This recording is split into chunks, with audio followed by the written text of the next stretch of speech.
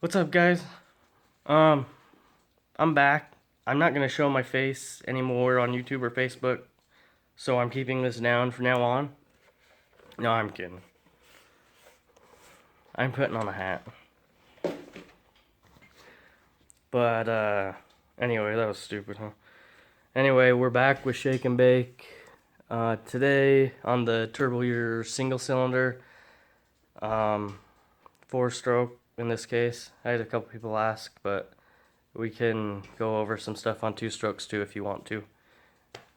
It's whatever. No one's commented on Facebook, so I have no idea what you guys want um, at all. But so today I'm gonna go over turbo sizing, header sizing, plenum sizing, a few things so you can buy parts if you're gonna do this yourself, or what have you. I know some of you already have parts, but that's what we're going over today.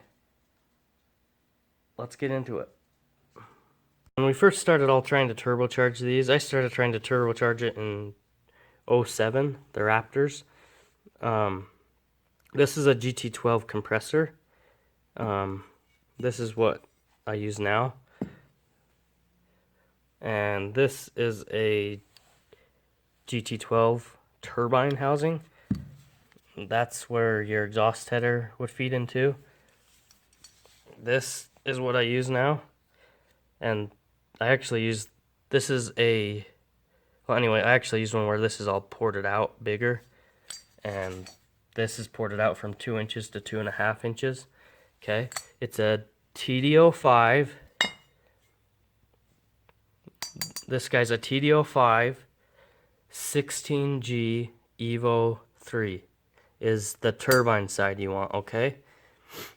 Now it's gonna come with this 16G compressor, which is bigger than this one. This one is a 14B, which is stock on the original Eclipses when they first came out. So your hybrid turbo is going to be this turbine with the center section. The center section from a 16G will fit the 14B compressor housing. So you literally can get one of these for like $100 on eBay. That is a killer setup for any Raptor. Ball bearing, they sound great. They spool a little quicker. I mean, like maybe 1/10 of a second quicker on these bikes. It's not a problem. So, and ball bearing, you're gonna have to pretty much replace this whole center section when you rebuild them. On the general bearing, you take out 2 brass bearings here, or on the Garrett's it's 1 solid one, or even the other turbos it's different. But and you want, and then there's a thrust plate. I'm not going to get into that, but rebuilding them, honestly, once you have the turbo off sitting here in front of you, it should not take someone who knows how to wrench more than half an hour. It's just not hard. Now, when people say, oh, well, it needs to be sent off and rebalanced, that is not for power sports, okay? Those turbos that need to go and get rebalanced are going to be put on automotive products that need to go for, 100,000, 200,000 plus miles. We're not expecting that out of these.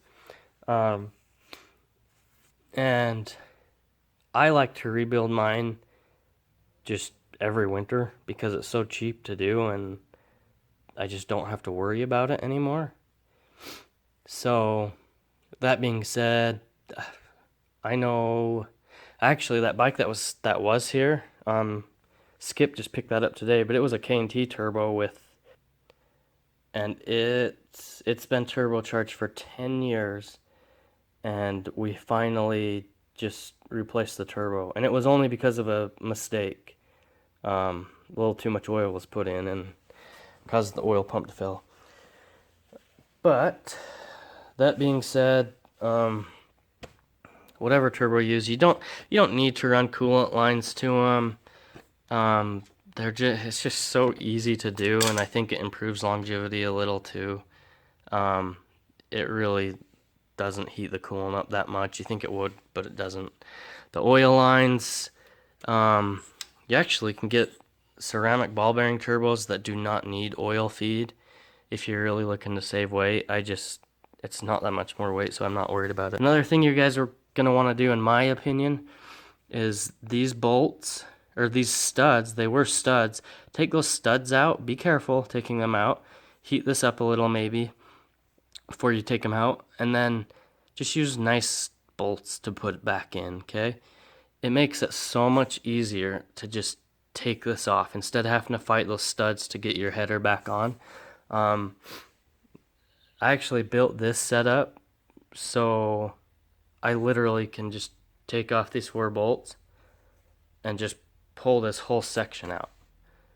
I don't even have to take off the exhaust, the down tube. I just have to take out the O2 sensor for my air to fuel ratio. Back pressure in this head pipe is what you're fighting for efficiency. So basically, you've almost got an exhaust housing that's made for twice the horsepower of this compressor. And on this 860 build, I wanted to try an experimental turbo. So I ground the numbers off. Well, that's because I'm not going to share with you anything about it. I'm just kidding, guys. I don't care. So this is actually a small 16G compressor housing, which is in between these two. And then most exhaust wheels in the exhaust housing, they have 12 blades. Well, I put on a 9-blade turbine wheel. And why did I do that? Because it flows a little more air through it, since this is an 860. I knew it would be flowing more air. And you guys think about this for a sec. This might trip you out. Will the 12-blade turbine wheel or the 9-blade turbo wheel spool quicker? Da-na-na. Okay, well, the 9-blade will spool quicker, and we're still talking like a tenth of a second. It's stupid, but let me see. Well, I'm looking at it too. The head pipe, your head pipe sizing. If your head is ported, I try and match that. The inside diameter of these, I try and match the size of the ID of my port outlet. Now, you're going to need new, they call them gaskets. They're just like a copper piece in between the head pipe and the head itself, head surface itself. You can get those off like a Hayabusa. I believe they're bigger, as big as you can get, that will fit inside. The outside diameter will fit in the inside diameter of this head opening. You're going to need one of these so you can not fight putting a header on, a one-piece header on. It just does not work well at all. Unless you get a Rhino head. If you get a Rhino head to begin with, they are straight out and they're very nice for the turbos. But anyway, so that being said, if you want your RPM, if you want to hit full boost at 5,000 RPM, yeah, we can size a turbo for you to do that so it feels more like an NA bike. If you want a drag bike where you just want a ton of power, and you're not going to make full boost till 7,000 RPM like this bike, then we can do that as well.